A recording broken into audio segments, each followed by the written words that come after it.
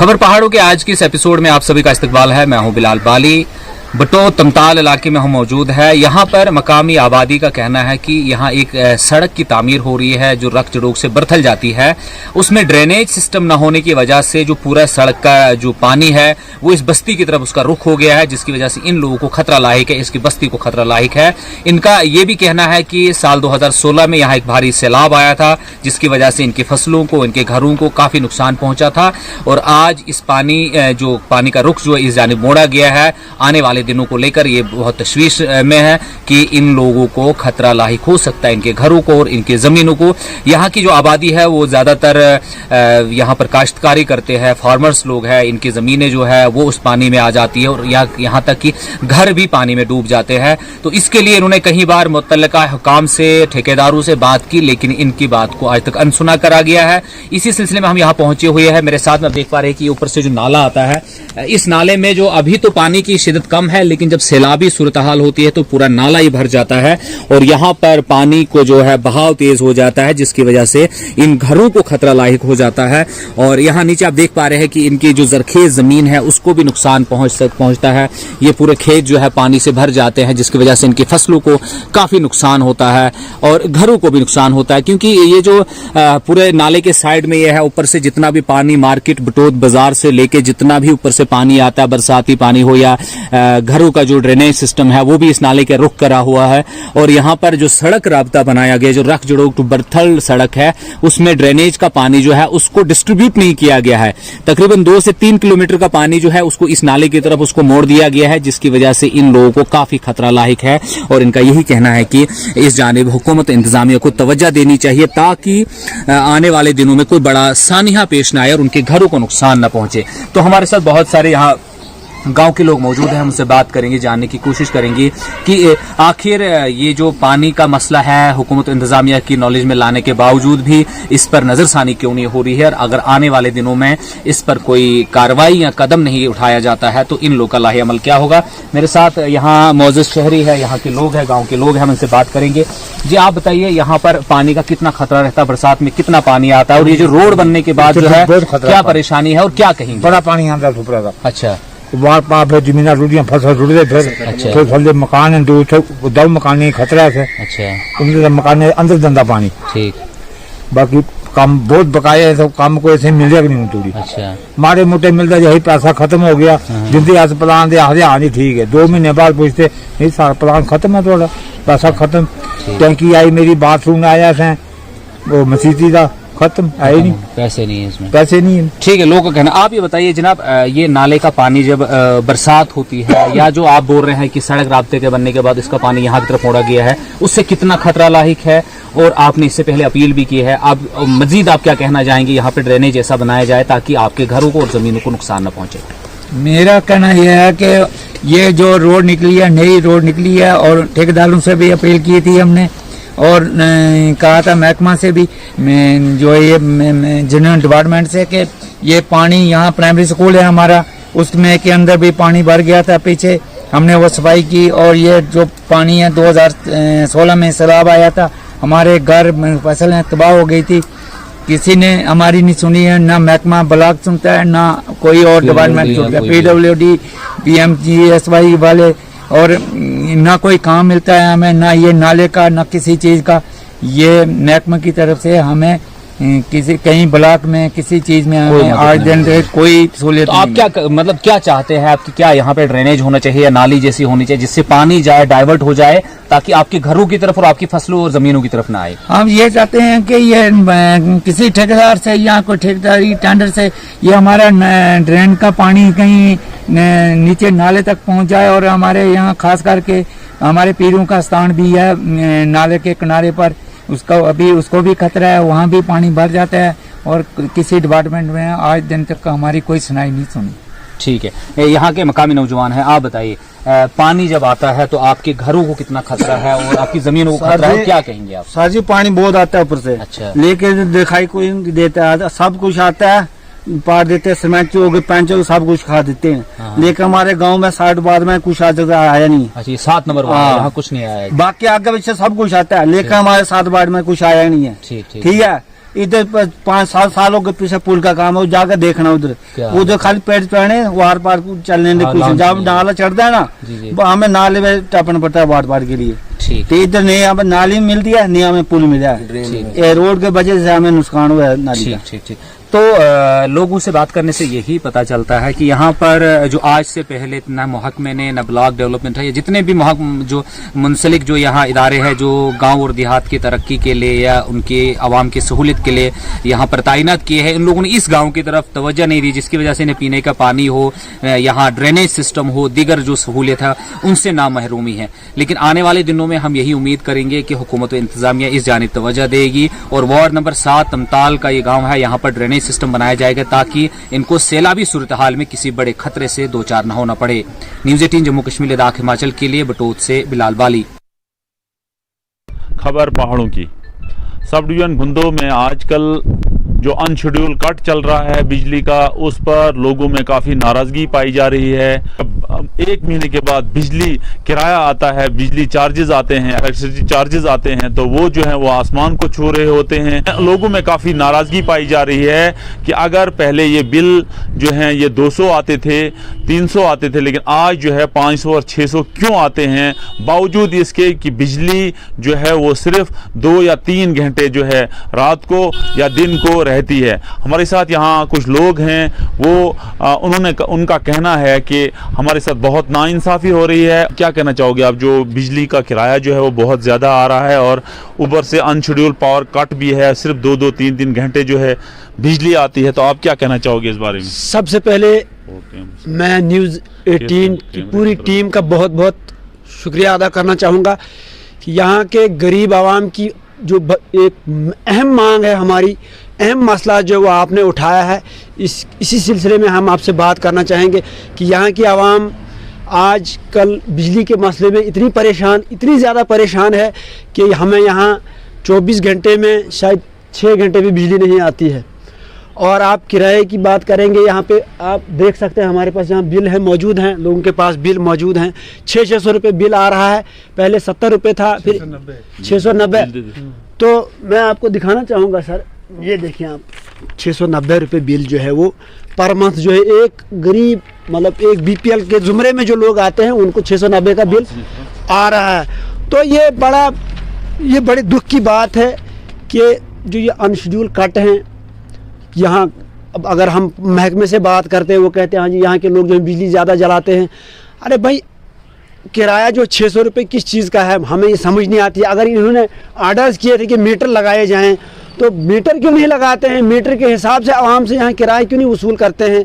अगर यहाँ पे लोग ज़्यादा बिजली जलाते हैं तो मीटर लगाएं, तो खुद ही जो है लोड कम हो जाएगा। अगर वैसा भी नहीं करते हैं, लेकिन मैं हैरान हूँ यहाँ इस सिस्टम पे कि यहाँ से अगर बिजली बाहर जाती है, दूसरी स्टेटों में जाती है, तो यहाँ के लोगों का हक क्यों नहीं बनता है? उनके लिए यहाँ रियायती क्यों नहीं हो रही है? ये बड़े अफसोस की बात है। यहाँ पे लोगों ने काफ़ी, मैंने देखा कि लोगों ने चीखा चिल्लाया, लेकिन कोई सुनवाई नहीं होती है।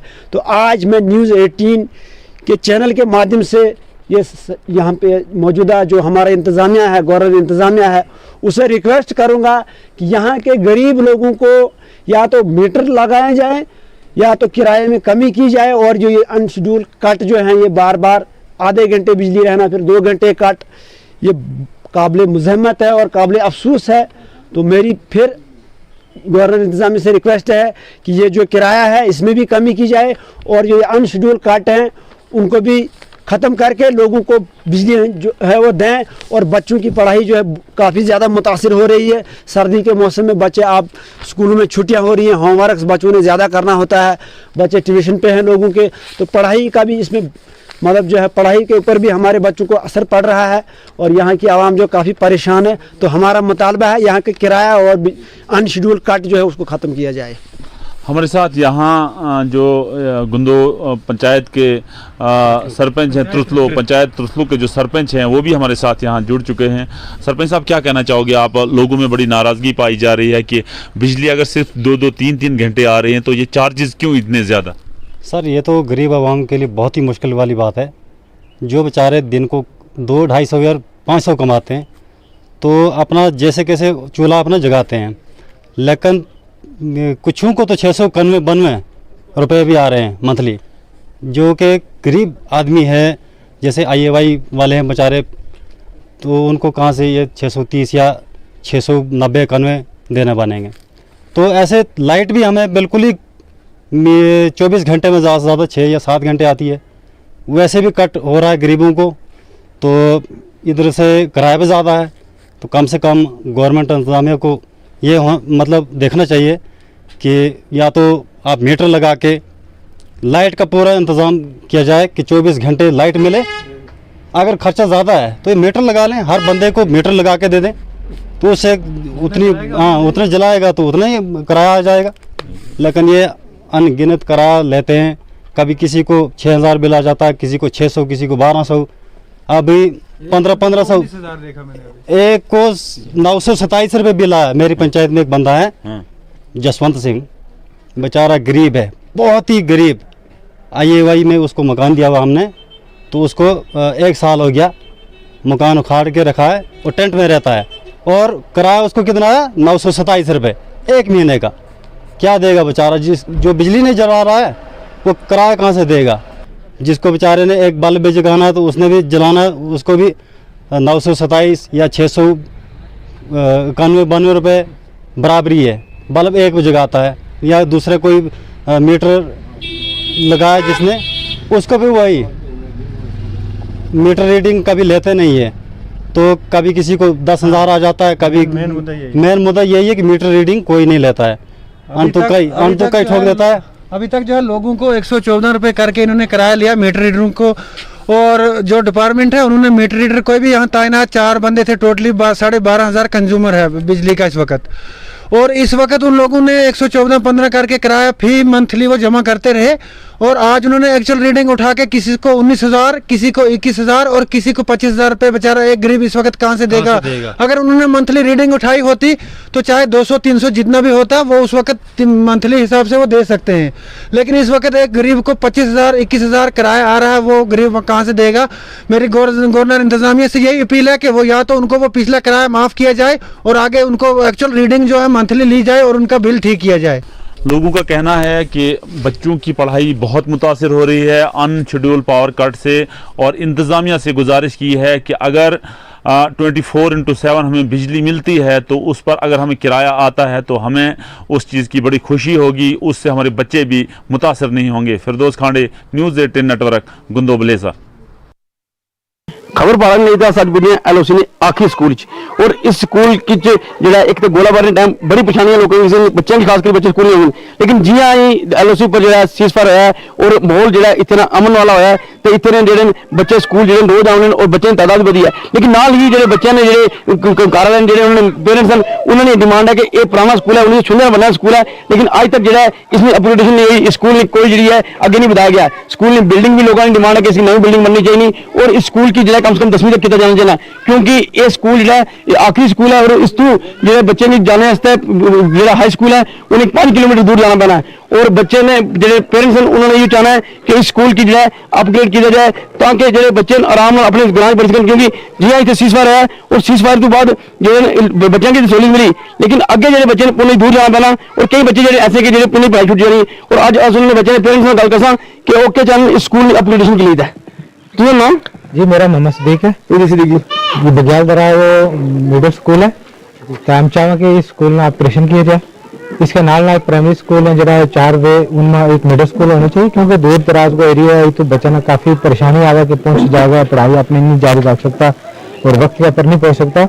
लिहाजा हमारी गवर्नमेंट में गुजारिश है कि इस स्कूल में जो ऑपरेशन किया जाए। ये बहुत पुराना स्कूल है, 1956 की तामीर होगा और नाल ये बिल्डिंग जी है पुरानी बनी हुई, ये फायरिंग की वजह से जी ये डैमेज की है, तो लिहाजा ये नहीं बननी चाहिए और स्कूल ऑपरेशन होनी चाहिए जिसकी वजह में बच्चों की तालीम जी ग्राम की वो जारी रह सकेगी। स्कूल हाई स्कूल होने कारण कई बच्चे छोड़ गए, बहुत सारा इस ग्राम में बच्चा सिर्फ 8वीं तक पढ़ के स्कूल छोड़ गया क्योंकि स्कूल अपग्रेड नहीं थे, जिसकी वजह से तालीम नहीं हासिल कर सके, बहुत दूर जाने पर। और खास करके बच्चियों की तालीम जी है मुतासर हुई है, तो बच्चे अपनी तालीम जी जारी नहीं रख सकते। देर से बच्चे बाहर नहीं भेज सके मतलब ज़्यादा दूर बच्चे नहीं जा सकते, जिसकी वजह से उन्होंने तालीम रहेगी। तो लग रहा है सीज फायर भी है और इससे फायदा भी है कि मतलब आराम से स्कूल अपग्रेड हो सके। बिल्कुल सर, बिल्कुल स्कूल जो है सीज फायर है और ऑपरेशन होना चाहिए, जिसका नाल ताकि हाई स्कूल हो जाए, नाल पीछे मिडिल स्कूल हो जाए, ताकि इस ग्रां की जरिए तरक्की मुमकिन हो सके और बच्चा अपनी तालीम में जारी रख सके। कुछ और ग्रां उन्होंने गल करता कि इस एरिया की कितनी जी आबादी है जी अगर हाई स्कूल बना तो उसके इसमें फायदा हो सकेगा। तुम नाम मोहम्मद रशीद जी जी देखिए कि इस इलाके की कितनी आबादी है और जो स्कूल हाई स्कूल में होने कितने नुकसान होगा। आबादी बहुत बड़ी है इसकी, 7 वार्ड हमारी पंचायत की। तो ये स्कूल जो है 1956 में बने थे, ये मिडिल की तय है, ये अपग्रेड होना चाहिए जनाब, ये 10वीं तक होना चाहिए। उसके बाद 4 स्कूल और जरा बीच में मिडिल स्कूल होना चाहिए। हमारा बच्चा जो है ये तो मालती नहीं जा सकता, दूर दराज इलाकों में जाएगा, इतने टूर में पड़ेंगे के फिर मुड़ गया क्या काम करेगा। तो स्कूल अपग्रेड जनाब होना चाहिए। हम आला कामना और अपने गवर्नमेंट में जनाब प्रधानमंत्री को उन्होंने कह सकें और गवर्नर साहब ने डिप्टी कमिश्नर पुलिस साहब ने उन्होंने कह सकेंगे ये स्कूल जो है अपग्रेड होना चाहिए। तो दूर दराज इलाके गड्डियों की सहूलत भी नहीं है तो बच्चे मुश्किल होनी। दूर दराज इलाके गड्डियों की सहूलत भी नहीं है, ट्रेन को गड्डी आई नहीं, रोड में भी फंसा हालात है, नहीं बच्चा ट्रेन में नहीं जा सकता। वो जिस माल्टी स्कूल जाएंगे तो लेट गए तो छत पर वापस मुड़ा है। इसलिए हमारे जो स्कूल जो है अपग्रेड होना चाहिए। बहुत बड़ी वादी है हमारे पंचायत के अंदर, स्कूल जो है अपग्रेड होना चाहिए, 10वीं तक होना चाहिए। अपनी पंचायत में डेवलपमेंट जो है ठीक होना चाहिए, बच्चों की पढ़ाई हर सहूलियत जो है होनी चाहिए। तो सीज फायर तो पहले मुश्किल थी लेकिन फायदा है। सीज फायर तो पहले में बहुत बड़ी मुश्किल थी, देखो स्कूल का कितने गोली लगेंगी या गोला लगा हुआ, इसमें कितने दरार पे आ गए। तो आज तो अल्लाह करे ठीक है जनाब, हमारा गवर्नमेंट को सबको प्रधानमंत्री सबका ठीक है, जो उन्होंने आपस में ताल मिलकर जो बात की जिसमें फरबंदी हुई ठीक है। हमने लोकल सिविल में इसके फायदे और हमारी जो आर्मी ठीक मारना तावन करा, इसमें भक्ति आर्मी के मारना ठीक तावन करा, कोई किसी ने तावन नहीं, कोई कुछ नहीं, ठीक है मारना। तो देखो लोगों ने ये कहना है कि ये स्कूल जो है अपग्रेड होना चाहिए क्योंकि ये दूर दराज इलाका पूरे इलाके एको मिडिल स्कूल है और बाकी प्राइवेट स्कूल में दूर दराज इतने बच्चों की जो है काफी दूर कई किलोमीटर जाना पैना और ना इतनी सड़क है कि बच्चे इतने आराम जा सकन। अगर इतने हाई स्कूल बनिया सीगा स्कूल बच्चे इतने परेशान, लोगों ने यह भी कहना है कि जी बच्चियां खास करके कुड़ियां की तालीम जी खुद मुतासर होनी क्योंकि 8वीं तो बाद जो है दूर उन्हें भेजना मुश्किल होना क्योंकि दूर दराज इलाका है, बॉर्डर इलाका है और अगर पैदल चली बच्चियां स्कूल जा गया तो किस टाइम स्कूल पूछना स्कूल मुड़ी किस टाइम कर और लोगों ने यह डिमांड है कि स्कूल की अपग्रेड करी, इसकी हाई स्कूल बनाया जाए ताकि ग्राम में ही लोगों की जी बच्चों की पढ़ने की सहूलत मिल सके। मनीष शर्मा, न्यूज़ 18 जम्मू। इसलिए अस मौजूद हाँ मेंढरने इलाका टेरा विच, जिथे तुस तक्की सकने हो एक जड़ा है बिल्कुल कच्चा मकान है जड़ा पीए जड़ा सेंटर की तरफ जड़े लोगों मकान PMAY ने तय दिते गए, लेकिन एक गरीब घर है जिथे अज तक मकान नहीं लभा। साडे नाल इत्थे ने एक महिला ही है, एक औरत है, उस नाल गल करसा पूछसा कि उन्हें अज तक मकान किए नहीं लभा। जी तुसां ना एमना भी है मासी तुस दसो कि तुसें अज तक मकान लभा या नहीं लभा? कोई हमनो गरीबों नो आज दिन तक कोई मकान नहीं लभो, ना कोई बाथरूम ना मकान, ना कोई गरीब बंदा मिस्कीन, कोई पढ़ियो नहीं, कोई मुलाजिम नहीं, कोई नहीं कख नहीं दे, गरीब बंदा ढारी जी कन विच कोई मकान हमनो नहीं लभा। तुसां ने घरे ने कितने बंदे जेड़े इत्थे रहे ने इस एक कमरे विच? ए तम 7-8 बंदा है। अच्छा हाँ इस कमरा विच हम। हाँ। कोई जड़ा या डिपार्टमेंट में कोई बंदा आया इतना कि तकने से या कि नहीं? कोई बंदो नहीं है तायो हमारा गरीबों में कोई नहीं देखतो भी जे इन्ना नवी कोई चीज गवर्नमेंट की चीज दिया जो कोई करा कोई बंदो मारे नहीं आयो ना हमने कोई दीतो आज दिन तक। तो तुसा इस मसले ਲਈ ਤਾਂ ਕਦੇ ਕਿ ਤੁਸਾਂ ਨੇ ਘਰੇ ਨਾ ਕੋਈ ਬੰਦਾ ਜਿਹੜਾ ਗਿਆ ਕਦੇ STM ਕੋਲ ਜਾਂ ਕਿਸੇ ਹੋਰ ਕੋਲ ਅਫਸਰਾਂ ਕੋਲ ਗਿਆ ਕਦੇ? कोई नहीं इससे आगे सुनी नहीं मारी, कोई गरीबों की नहीं सुनता तो ना हमने कोई दे कोई नहीं देता हमने। तुसां सुनिया इन्हां दियां गल्लां ये जड़ा आखने पे कि अस जड़ाया असें अज साड़ी गल जड़ी आ कुसै भी नहीं सुनी अज तक जड़ाया असां ने इस्सा किस्सा मकान इक सही रहने जिसने असां नाल कुछ लोग भी हैं अस उन्हां नाल गल कर सके उन्हां क्या गवर्नमेंट की तरफ उन्हें मकान लभे या नहीं लभे। जी तुसां ना अब्दुल मजीद तुस दसो कि तुसें गवर्नमेंट की तरफ जड़ा PMAY ने मकान लभना होना तुसें लभा कि नहीं? बिल्कुल नहीं जी, बिल्कुल नहीं जनाब, बिल्कुल नहीं। की नहीं लभा? आज दिन तोड़ियां नहीं लभो जी, गरीब लोग तो नहीं किसी ने पक्या कि नहीं किसी ने पूछा नहीं पालिया, बिल्कुल आज दिन तक। तुस इस मसले ਲਈ ਤਾਂ ਕਦੇ ਜਿਹੜਾ STM ਜਾਂ BDO ਜਾਂ ਕੁਛ ਹੋਰ ਕੋਲ ਗਏ ਹੋ ਕਦੇ? काफ़ी बारियां गया जी तो किसी ने कोई मारी रोज नहीं फरियाद नहीं सुनी तो क्या करता फिर गया तो काफ़ी दफ़ा। इतने कितने कारण जिन्हें अजे तक जो मकान नहीं लगे और कितने कच्चे मकान हैं? 40 घर है, 40-50 घर है जी। यो मारो बिल्कुल यो मतलब 40-50 घर नहीं जेडे इतने कच्चे मकान हैं जेडे जिन्हें BPL है, जिन्हें क्योंकि BPL भी चढ़ाया मकान लबना तो BPL जिन्ना भी है मारा बनिया रंगा BPL विच जनाब बिल्कुल आज दिन तक कोई मकान नहीं लभो देना। तुसां सुनिया इन्हां दियां गल्लां कि इन्हां इह आखना है कि अजे तक असां मकान नहीं लभा। साडे नाल कुछ और भी लोग ना सुनने नाल भी गल करसां। उन्हां ना मोहम्मदीन जी तुस कुत्थै रहने हो? मैं इत्थे उल्लड़ नूं जी पेरे। तो तुसां अज तक जड़ा मकान लभा या नहीं लभा? जनाब सारा के फरियाद लाई, मिंबर सरपंच जो कुछ भी है तुम्हारी बाट गए था ना कोई मकान आइए भाई को दितो, ना हमने को बाथरूम को कोई दितो किसी ने, नो कोई कुछ नहीं दितो। गवर्नमेंट की तरफ हमने एक पैसों नहीं आज दिन तक दितो गया। क्या रीजन रहा? पानी आज दिन तक पानी नहीं सर ला के गवर्नमेंट दे सकती थी। क्या रीजन रहा कि अज तक जड़ा तुसां मकान नहीं लभा? सर फॉर्म लाता रहा सारा जो गरीब दा, ते किसी ने हमारी हेल्प नहीं की, ते नहीं हमने हमारी को देखभाल किसी ने की। तो तुम इसमें जिम्मेवार कुछ ही मनने हो क्या जड़े इतने ने सरपंचन पेंशन या जड़ा डिपार्टमेंट है जड़ा देना वो? हम डिपार्टमेंट के हमारी अर्ज है, सरपंच के पेंच के पीछे भी हम टोर रहे, हमारी डिपार्टमेंट के आगे अर्ज है कि अगर दुनिया नो ये भाई का मकान मोदी ने दिता तो हमने भी दिता जाए। तुसा सुनिया इन्हां गल्लां इन्हां इह कहना कि अगर आप पूरी जेह्ड़े लोकें गी मकान दित्ते गे तां असें भी जेह्ड़ा मकान दित्ते जान। साढ़े नाल कुछ होर भी लोक न, अस उन्हां नाल भी गल करसां। जी सुनो ना, मेरा मोहम्मद फैज जी तुस दसो तुसें अज तक जेह्ड़ा मकान लब्भा जां मकान कक्ख नहीं, मतलब नहीं मकान दित्तो कक्ख नहीं। पुरानो कोठो बिचे दुगा पियागा बांडी टट्ठी की कोठो, इतनो पैसो नहीं जे नमो बनावा, ना सीमेंट जुगो ना सरिया जुगो ना को मतलब। तो किए नहीं दिता क्या इसका रीजन क्या है? सारा के फार्म तो अनपढ़ जो ना किसी ने लाया दे ना गल दे ना बात, हर जगह फिर तो जड़ा PM मोदी जी हैं उन्होंने को तुस क्या अपील करने हो? हम यही कहना कि गरीब है उन्हें दित्तो जाए।